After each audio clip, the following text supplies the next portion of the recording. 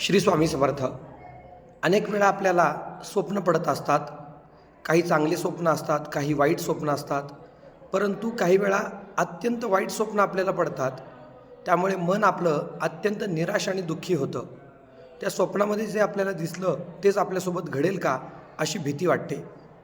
जेव्हा आपल्याला अत्यंत भयंकर आणि वाईट स्वप्न पडेल तेव्हा त्या स्वप्नाचा नाश होण्यासाठी एक विशेष उपाय सांगतो.